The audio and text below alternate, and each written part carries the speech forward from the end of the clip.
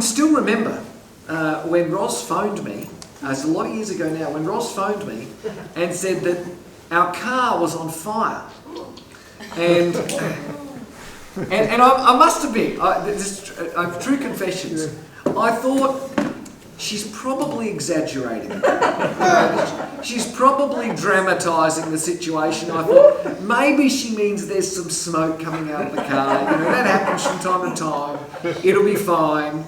Maybe she means it's just overheated or something. But she wasn't. Our car was actually on fire. The car blew up, like on the movies, kaboom. And it was just left as this black molten mess on the side of the road. This is a true story.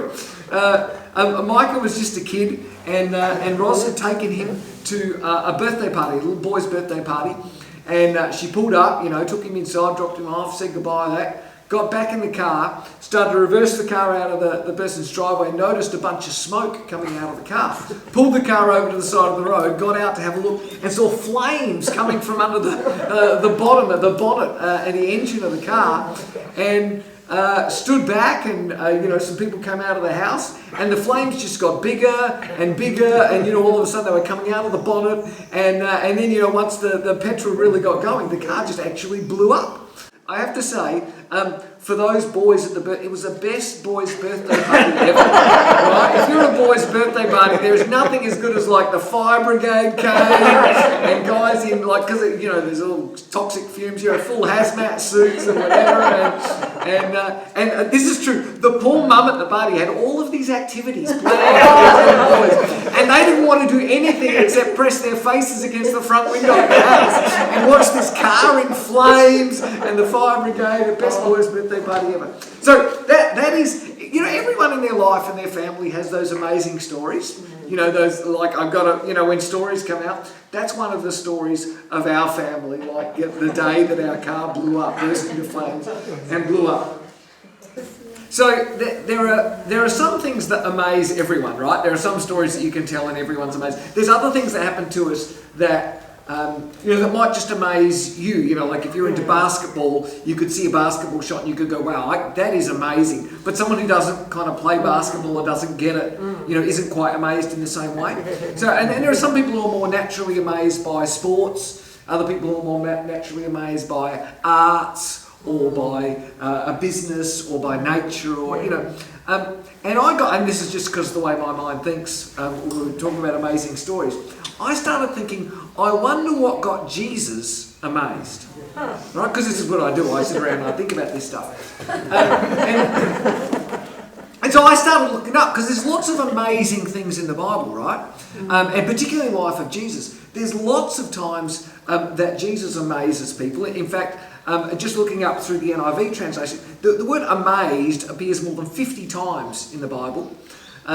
Jesus amazes people all the time. Mark tells us, Mark 10:24, the disciples were amazed at Jesus' words. Matthew 7:28, the crowds were amazed at Jesus' teaching. Jesus heals people, and people get amazed. Jesus casts out demons, and there's sort of spiritual stuff happening in people, and people get amazed. The blind see, the lame walk, the dead are raised. We should write a song.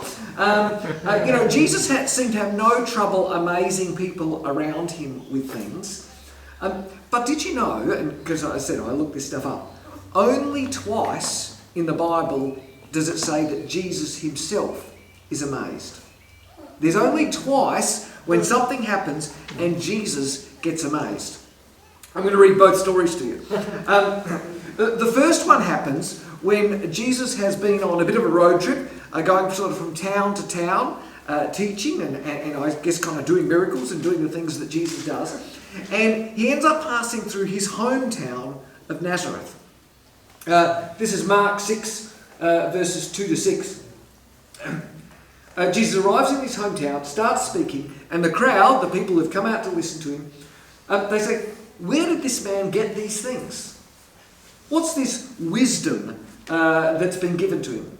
What are these remarkable miracles he's performing? Isn't this the carpenter? Isn't this Mary's son and the brother of James and Joseph and Judas and Simon? Aren't his sisters here with us? and they took offence at him.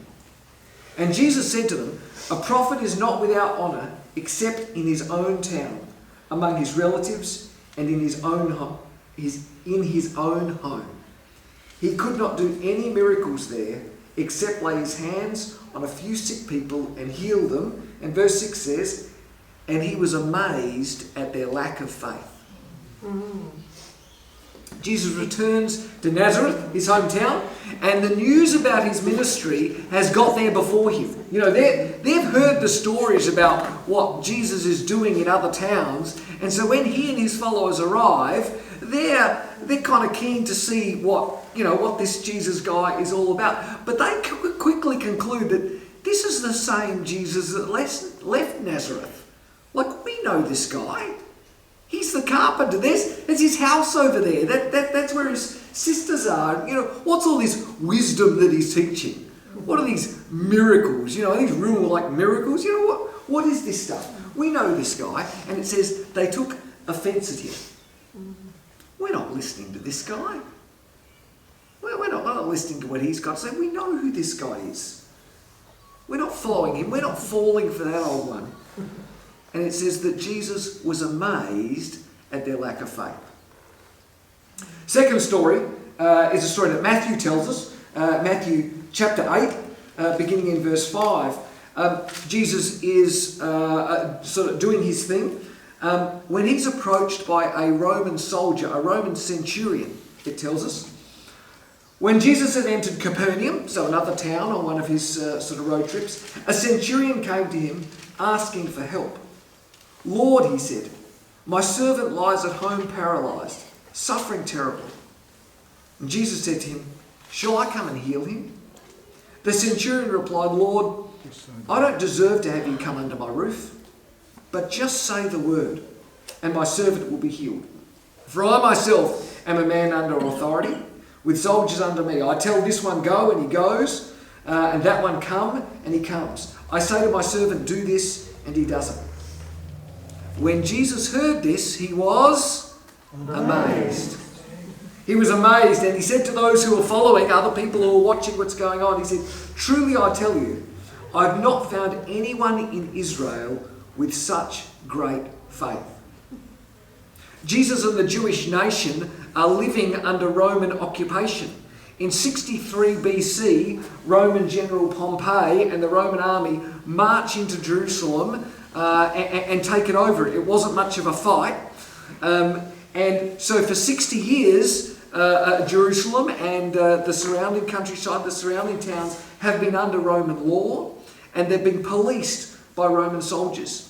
I was thinking probably the closest sort of modern day example we've got is if you were living in France during World War II.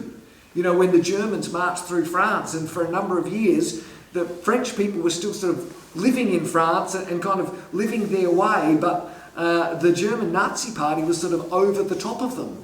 And so they sort of had this normal life, but at the same time there was this presence in their country. There was this presence over the top of them. And the Romans had a pretty low view of the Jewish people. Because the way things worked in that time is when you came into a war with someone, when you came to a fight with someone, you would come into that war and you would pray that your God would give you victory, right? And the opposition, they would be praying that their God would give them victory. And so when you won, not only did you win a military victory, not only did your kind of nation win a victory, but your God also won a victory. Does that make sense? Like when you conquered the people, it was a way of saying, well, our God is clearly better than your God because we both prayed to our gods and look who won. Yeah. Right? Yeah. So they had a really low view of the Jewish people and a really low view of their God. I mean, obviously this Jewish God wasn't worth much because look how easy it was for us to overrun this nation. The Bible tells us that this man was a centurion. That means he was a commander of a Roman legion, which history tells us is around about 80 soldiers. Okay, so this guy had a pretty significant command. He had 80 soldiers, 80 men under him. And here he comes to Jesus asking him for help. Now, I don't think we can really understand how crazy that is. That a Roman centurion, and he's never travelling alone. He's got Roman guards with him. He's going to come to one of the occupied people. Remember, our God's better than your God. And he's going to come to Jesus and say, can you help me? Can your God help me? And Jesus says, when he comes, Jesus says, should I come and heal your servant? I mean, you don't need to think about, what kind of a view that the Jews and Jesus' nation, what kind of a view they had of the Romans. Think kind of what sort of a view did the French have of the Nazis. Not a particularly good view. And yet Jesus says, do you want me to come and heal him? And the centurion replied, Lord, I don't deserve to have you come under my roof, but just say the word, and my servant will be healed. I mean, do you think about it? The centurion could have just commanded Jesus to come. Like he's standing there with a big sword and a bunch of soldiers, right? He could have just said, come or else. But he says, please, would you come? In fact, don't bother coming. Like, I get the way power and authority works. If you'll just say the word from here, that will be good enough. And the story tells us that Jesus says that Jesus was amazed and says, I haven't, in all of Israel, in all of my travels, I haven't seen faith as great as this man has. Only twice is Jesus amazed, and both times he's amazed by the amount of faith that someone has. He's amazed by how little faith the people in Nazareth have, and he's amazed by how much faith this centurion has. I mean, think about that. Jesus is never amazed by the stuff people have bought at the local market. He's never, wow, look at that new jumper. That's just amazing, right? He's never amazed by the houses people live in, or the turban they wear, or the donkey they drive. He's never even amazed by stuff like, he's never amazed by anyone's church attendance. He's never even amazed by how good someone is or how kind someone is. He's never amazed by how much money someone gives to a cause. The only thing, when they sat down to write the life of Jesus, the only time that something happens and they said, you know what? I remember that Jesus was amazed that day. Was at people's level of faith. And understand the kind of faith that Jesus is talking about. He's talking about this faith, this ability to believe that God can do the miraculous. Right? When he's talking about faith, he's talking about faith that people could get healed. Faith that God could change people's lives and their futures. He's talking about the kind of faith that believes that God can make a way when there is no way. Jesus is amazed by the lack of faith that the people in Nazareth have believed in that kind of God. And he's amazed at the extraordinary faith that a centurion, right, the enemy. He's amazed by the faith that a centurion has that kind of God exists. And of course that got me thinking about my own level of faith. I mean, I started asking myself, where's my level of faith? This is kind of a scale from some, the Nazareth faith down here to the centurion faith down here. Kind of where am I? Because the truth is, in our day and age, that kind of faith, that sort of centurion kind of faith doesn't come easy.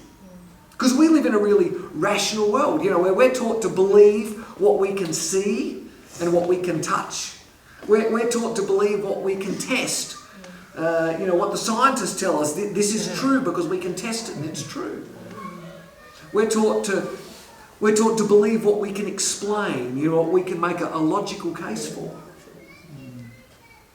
And it's not a bad thing. I'm not, that kind of rational, logical thought's a good thing. But it does tend to sort of squeeze faith. That the ability to have that kind of faith, it can squeeze that kind of faith out of our lives, can't it? Yeah. It's like for many of us, sort of the more rational and logical we get, the more we try to make sense of life, it's easy to see sort of our faith shrink by that same amount. You know what I mean? Mm-hmm. The more logical we get about things, the less the less we bring faith into that situation, into that relationship, into that part of our life. And for some of us, this is the very reason not to believe in Jesus, isn't it? Yeah. You know, for many people, it's like, you know what, I'm going to believe, I'm going to set my life on the things that I can see and touch and test and prove. And all of that faith stuff, all of that Jesus stuff, that's just some old fairy tale, you know, for people in a time when they didn't really understand the way that the world worked. For other people, this kind of faith in Jesus is, you know, we want to believe in Jesus. And dare I say, you know, some of us in churches, like, we want to believe in Jesus, but we want a sort of intellectual, rational kind of Jesus that we can understand and make sense of. You know, a faith's a nice idea, but we don't want to get too carried away with all of that sort of stuff. And true confession, that's the kind of faith that I grew up in. That's the kind of church life. I grew up in a church, but it was that kind of experience of God and that kind of experience of Jesus. Faith is okay as long as I'm still in charge. You know, I want to believe in Jesus and I want to follow Jesus, but I still want to kind of be the guy behind the wheel. You know, I still want to make sure that I can make safe, rational, you know, sensible decisions about life. Church I grew up in was all a bit sceptical about words like miracles and that sort of thing. I know this is just my experience. I'm not putting this on anyone else, my experience. So we grew up in a church where we didn't pray for God to heal someone. We prayed that God would be with someone in their sickness. You see, like, it's kind of the same. It's kind of similar, but it's just different enough, you know? We didn't pray that God would make a way. You know, we didn't pray that God would provide a solution. We prayed that God would help me. And the bit we left off the end was that God would help me while I found a solution. You know, that's what we're really praying. You know, like, that God would guide me because I'm going to find a way through this. And to be honest, that's a safe kind of faith. Like, that kind of faith works to a degree because if someone doesn't get healed, well, it's okay, you see, because I didn't actually pray for them to get healed. Do you see how that works? You know, it's kind of safe for me because I sort of can't lose. You know, it's an easy way, in a sense, to do life with God. It's a nice, safe, easy way. But when Jesus saw that kind of faith, when Jesus saw people who were skeptical about his ability to do what he said he could do, who were skeptical that Jesus was actually the kind of man that they'd heard about, it said that Jesus was amazed. And he was amazed, like, for all the wrong reasons. But there's another kind of faith, this, what I'm going to call centurion faith. And I read through that story a number of times, and it strikes me, I noticed a couple of things that are really different about the centurion from the people in Nazareth. See, the centurion begins with a kind of humility, acknowledging that Jesus has got something that he hasn't. That's right. And we can't understand in this day and age how crazy it is for that centurion, you know, the Roman occupier. I mean, just think, when he comes to Jesus, he's got other Roman soldiers around him. The people who are under him, who are looking up to him, the people that call him boss. And he comes to Jesus and says, I know that you've got a level of power and authority that I don't have. And not only has he got the other Roman soldiers around him, there's other Jewish people around him. You know, other people that he's got control over, and he's going to stand in front of them and say, there's something about your God that I want in my life. He comes to God with a kind of humility, and then he does the thing that I was taught kind of not to do when I was a kid. He came and he asked. He asked boldly, can you heal my servant? And he asked out loud in front of everyone. Man, that takes a lot of courage, doesn't it? Because once you do that, you're kind of out there with it. You know, he didn't just sit in his room and think, I wonder if that Jewish God could help me. You know, my gods. The implication in this story is that the Roman gods weren't doing it. It doesn't say that, but that's the implication, isn't it? That I've already prayed to my gods, I've already done whatever I would do through the Roman gods, and nothing's happened. So maybe I could try the Jewish God. But he didn't just sort of do that quietly in his room. He didn't, I mean, the story tells us there were others around, because Jesus talks to others. So he hasn't somehow found a way to sneak Jesus away in a one-on-one, send him a private text. He's come out in public, and in front of other people, he's asked. Man, that takes a lot of courage. And then, of course, most importantly, he has the faith to believe. And there's that great line in the middle where he says, just say the word. Isn't that good? Just say the word. Like, he's got that level of belief to say, I know you can do this. If you will just say the word, I believe that it will happen. And the writer tells us that they noticed on that day that Jesus was amazed. He was amazed. He said, you know what? I mean, he's been travelling all over. I've seen some faith, but I've never seen faith like this. Never seen. And remember, he's a Jewish person living in a Jewish culture. He's saying, even amongst all the people who are inside the church, who are inside, I've never seen faith like this guy's got. So I've been asking myself, where am I on that faith scale? From sort of from Nazarite faith down this end to, a 10, the centurion faith. Where am I in that? Because I know what's safer. I've been there in my life. I know what's easier. But there's this part of me, right? And I don't know about you, there's this little part of me that reads that story and just thinks, imagine if that kind of story could happen today. Imagine if I could have that kind of faith in my life. And imagine if my life embraced that kind of belief in Jesus. Imagine if my life started to believe in God the way that centurion was willing to believe in the God that Jesus talked about. Imagine if I chose to believe that God could still do miracles. Real, amazing, my servant got healed kind of miracles. Imagine if I lived a life, if I walked and talked and lived in a way that believed that about God.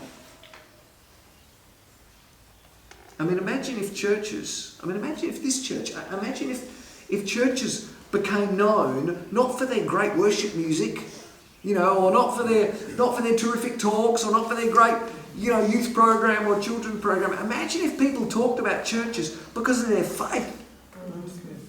How good would that be?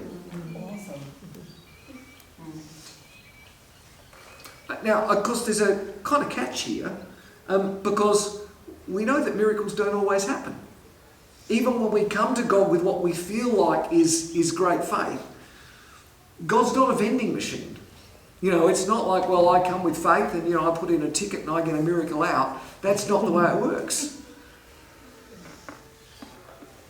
But you notice that in Mark's story, when he talks about the people in Nazareth, he says that Jesus couldn't do any miracles in Nazareth except lay his hands on a few sick people and heal them. I don't get how this works, but there's some connection between our faith and God's ability to do things. Right? We don't understand how that works because, sometimes God seems to do things and sometimes he doesn't. And like I said, God's not a vending machine, but there is some connection. There is some connection between the faith that we bring into situations and God's ability, Jesus' ability to do things in that situation. There's some connection between our faith and God's ability to work in our lives and in our world. And so part of me says, imagine if we were a church that lived out that bold centurion kind of faith. Imagine what we could see happen inside the church, but also through us in the community. Because this whole Jesus centurion thing, it didn't happen in a church service. This happened out there in the street somewhere. While people were shopping or working or doing whatever they do. Imagine if we were a church that lived out that centurion kind of faith. Imagine what could happen in our lives. Imagine what could happen in the life of the church, as a collective group. But imagine what could happen in the world through people who lived out this kind of faith. I mean, just imagine if Jesus could look at us as a community and be amazed.